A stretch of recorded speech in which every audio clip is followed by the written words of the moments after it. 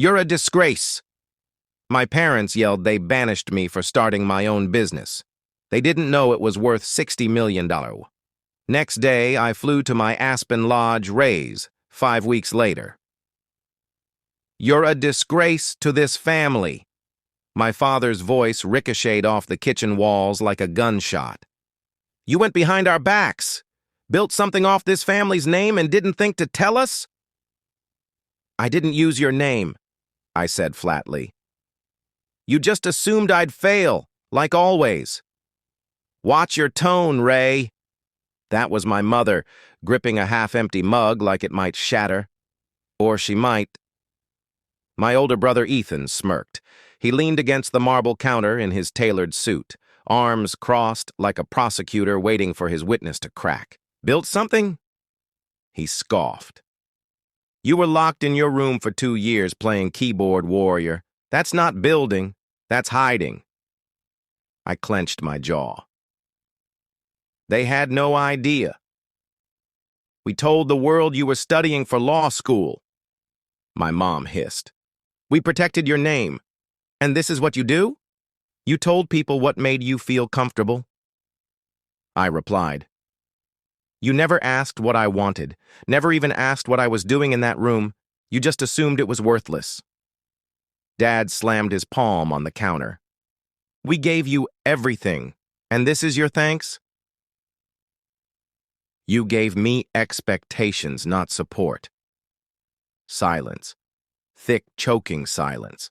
Who I am. My name is Ray Sullivan. I'm 26 years old. And right now, I feel hollow. Not angry, not even sad. Just tired. Tired of explaining myself to people who never really saw me. Tired of begging for respect from people who only offered me roles they carved out in their own image. My family never celebrated my small wins.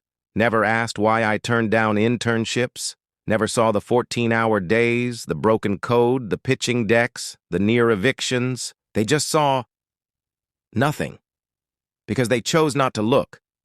But now that what I built is worth $60 million, suddenly I'm not invisible. Now they want answers, the family.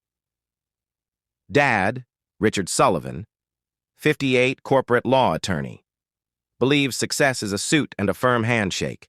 He tried to mold me into his legacy. I said no. Mom, Diane, 56, permanently tired, permanently disappointed. She plays peacemaker, but only to keep up appearances. Her silence over the years, it cut deeper than words. Ethan, 31, the golden child, Harvard Law, Dad's protege, always on track, always right. Used to read my journal in high school to find things to mock. Lena, 23, my little sister, quiet, observant, maybe the only one who ever truly saw me, but even she chose silence when it mattered most. You took out a loan in my name? I stared across the table at Ethan. It was for Dad's firm, and your credit was unused. Technically, it was a family decision. You forged my signature. He didn't even flinch. You weren't using it anyway, and I cleared it. Eventually. My parents didn't say a word. You knew about this? I looked to Mom. She lowered her eyes. We needed to save the firm, Dad muttered. And just like that, the betrayal wasn't even the point. It was the entitlement. The assumption that I had no future.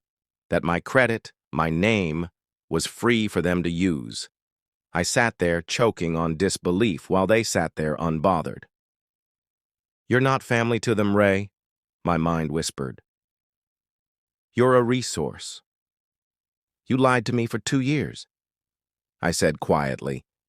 I was eating dollar store ramen, nearly losing my apartment, and you... My voice cracked. You were using my name to finance Ethan's screw-ups. You lived under our roof, Dad snapped. You owe us. I owe you nothing, not anymore. That's not how families work, Ray. No, that's not how your family works. I looked at all of them, their coldness, their justifications, and I knew I had proof of everything. 3 years ago, Ethan crashed Dad's car while drunk. The police report magically disappeared. And I took the blame. I was 23, no record. They said it was safer. I lost my job. Couldn't pass a background check for over a year. They said, "It's temporary. You're helping the family."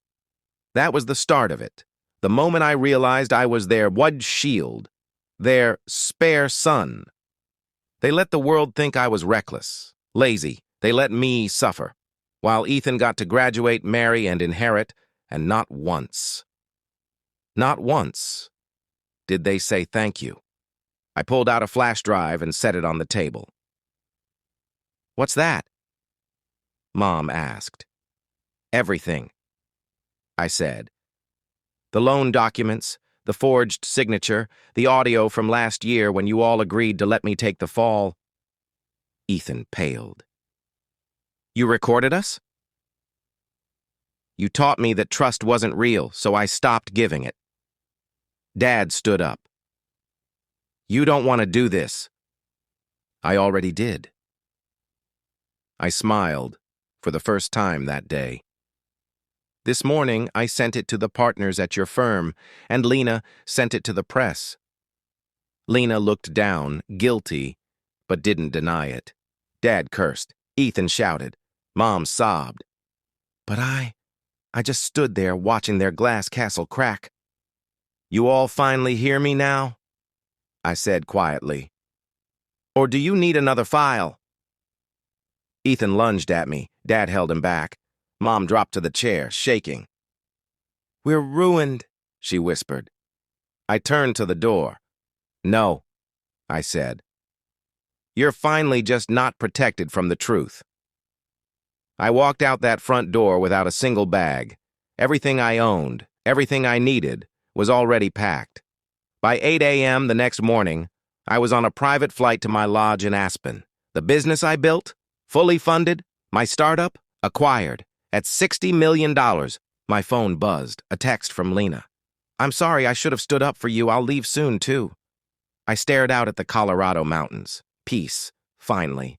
3 weeks later, I got a letter, handwritten, from my mom. "I don't expect forgiveness, but I finally understand who you are. I hope you're well." I didn't cry, but I felt something loosen in my chest. I'm not bitter, not anymore. I learned that sometimes your real family isn't blood, it's who claps when you win, not just when you obey. I'm building again, not just companies, but boundaries. And one day, maybe, I'll forgive them, not for them, for me.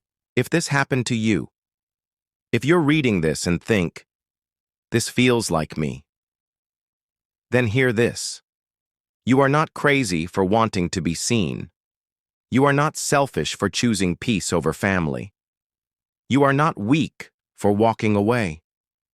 And if you've ever been the one they used, silenced, or dismissed, build in silence, heal loudly, and when you finally win, let the truth speak for itself.